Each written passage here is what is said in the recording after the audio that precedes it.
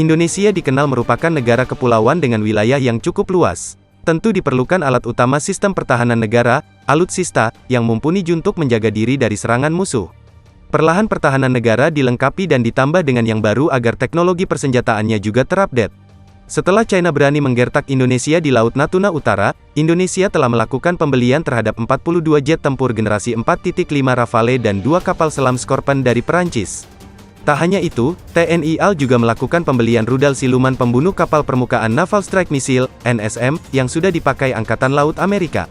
Terpisah, pada Kamis tanggal 10 Februari tahun 2022 lalu, Menteri Luar Negeri AS, Antony Blinken, mengumumkan Amerika menyetujui rencana penjualan 36 jet tempur F-15X pada Indonesia senilai 13,9 miliar dolar AS.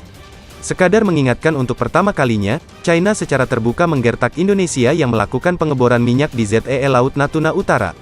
China mengirimkan kapal perang dan melayangkan protes resmi ke Kementerian Luar Negeri awal Desember tahun 2021.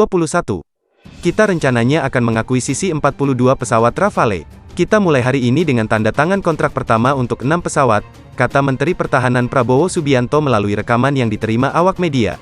Akuisisi 6 pesawat itu terjadi setelah Kementerian Pertahanan, diwakili Kepala Badan Sarana Pertahanan Kemenhan Marsda Yusuf Jauhari, melakukan penandatanganan pembelian pesawat tempur itu dengan perwakilan Dassault Aviation di Jakarta, Kamis, tanggal 10 Februari tahun 2022.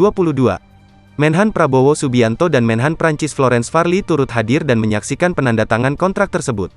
Kendati baru 6 unit yang diakuisisi, Prabowo memastikan 36 jet Rafale sisanya akan dibeli Indonesia dalam waktu dekat.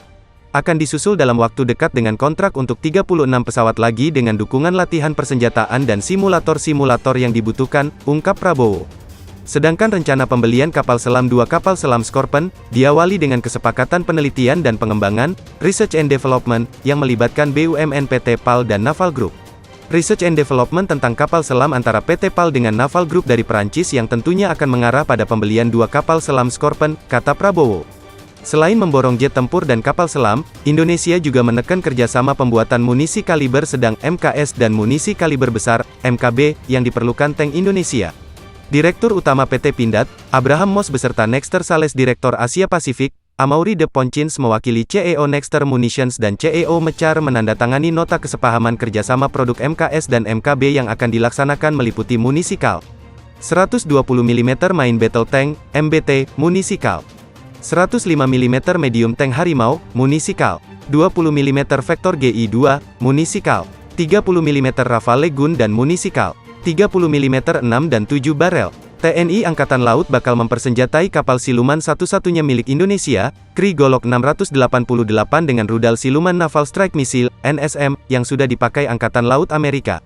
Rencana pembelian rudal pembunuh kapal perang permukaan buatan Kongsberg Defence dan Aerospace, Swedia, terungkap dalam rapat paparan mengenai NSM, upgrade Krigolok 688 dan pengadaan Fast Missile Boat di Wisma Elang Laut, WEL, di Jakarta, Rabu, tanggal 9 Februari tahun 2022. Rapat ini dipimpin Kepala Staf Angkatan Laut, KSAL, Laksamana Yudo Margono bersama pimpinan PT Lundin Industries Invest, Kongsberg Defence dan Aerospace AS dan PT Datareka Integrasia. Melansir The Drive, satu unit Naval Strike Missile dibanderol $2.194.000 AS setara $31.478.634.400 $31,4 miliar. TNI AL berencana akan memperkuat armada tempurnya dengan rudal, peluru kendali, Naval Strike Missile yang sangat cocok untuk kapal-kapal perang milik TNI AL karena memiliki daya tembak sejauh 250 km, demikian keterangan tertulis Dinas Penerangan Angkatan Laut, Dispenal, Rabu. Krigolok 688 merupakan kapal cepat rudal, KCR, Trimaran yang akan memperkuat satuan kapal cepat, Satkat Koarmada I yang berada di Tanjung Uban, Bintan, Kepri. Krigolok 688 merupakan kapal asli buatan Indonesia yang diproduksi PT Lundin Industry Invest, Banyuwangi, Jawa Timur, dan diresmikan KSAL Laksamana Yudo, Sabtu, tanggal 21 Agustus tahun 2021. Kapal ini diklaim sebagai kapal siluman karena menggunakan bahan komposit serat karbon yang membuatnya sulit dideteksi radar musuh atau siluman.